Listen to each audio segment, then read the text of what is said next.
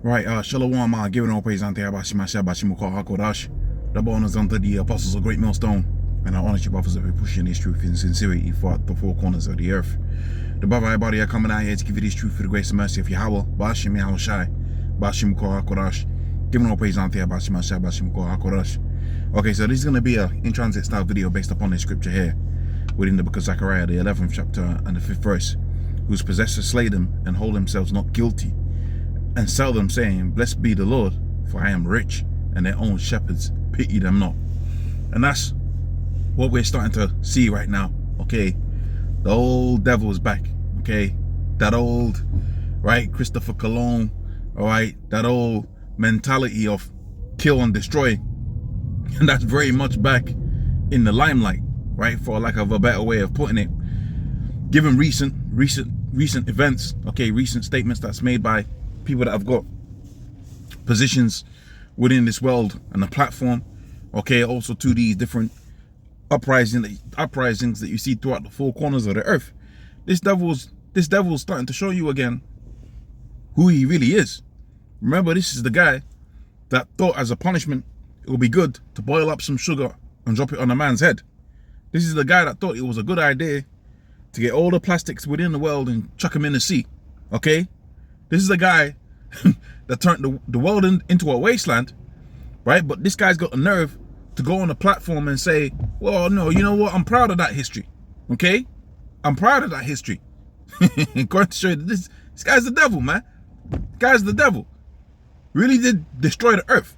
Now he wants to pretend like he civilized the earth. That's a real weird place to be, because at the same time he wants to be the conqueror, he also wants to be the victim.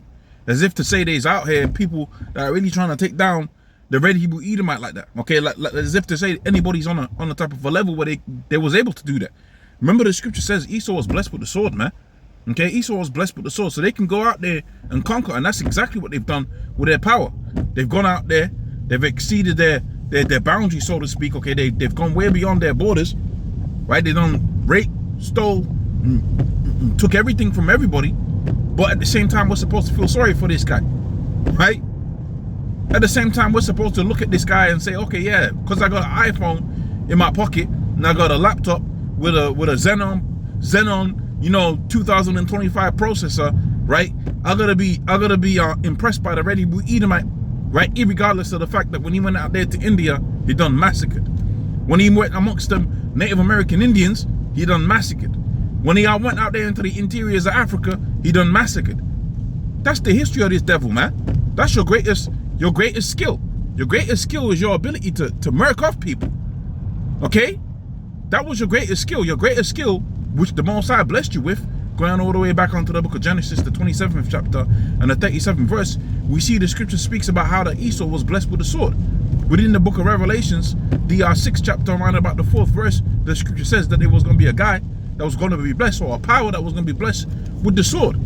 That's it. That's indeed what Esau's been able to do upon the face of the earth. That's your greatest achievement, right?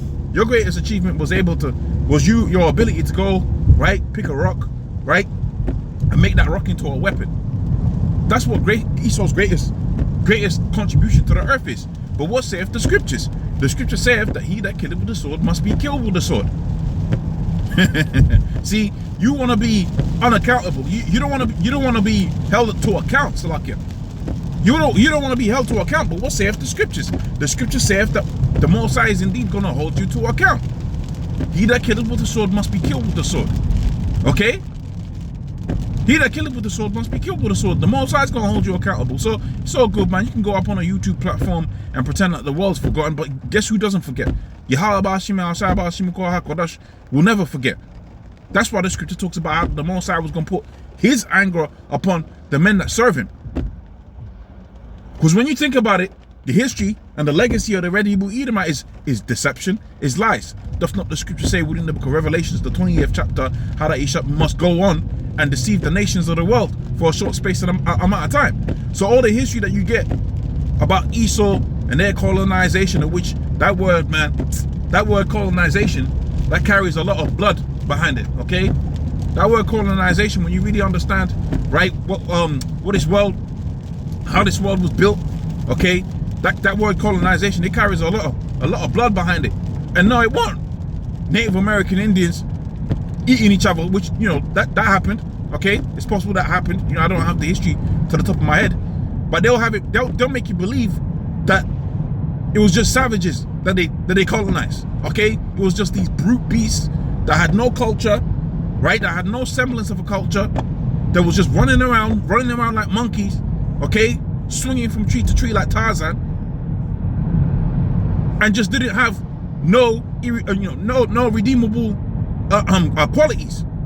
But the reality of the situation is that we see that the Native American Indians, they had a culture of that was based around the scriptures. Okay, they had a culture that was based around the scriptures, right? Obviously, you was gonna have some crazies there, here and there, right? I mean, you still got some crazy people to this day, but they had a scripture. They had a scriptural type of backed culture. Okay, so they had the fringes. All right, they had a order.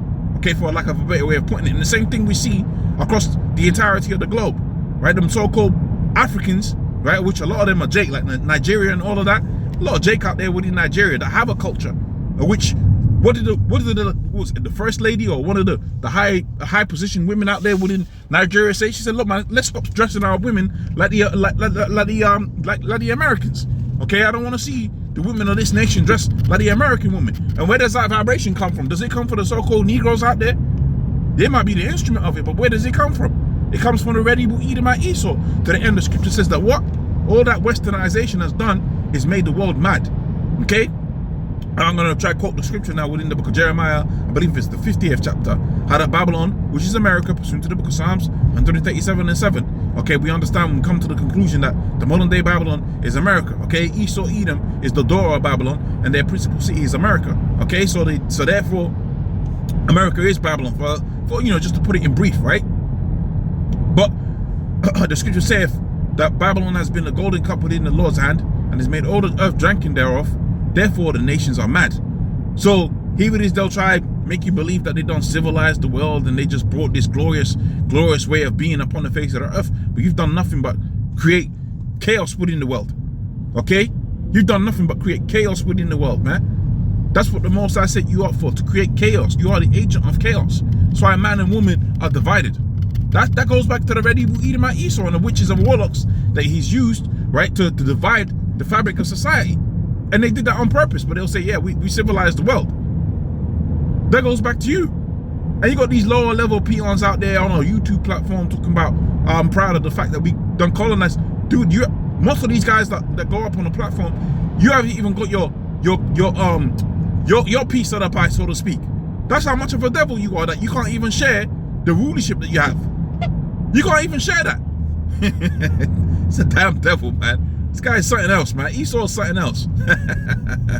If it is you go on a YouTube platform complaining about the Negroes, Hispanics, Native Americans, and how happy you are that you colonized them, but when you look at it from another perspective, it's like, well, you haven't even got your piece from your overlords, for lack of a better way of putting it.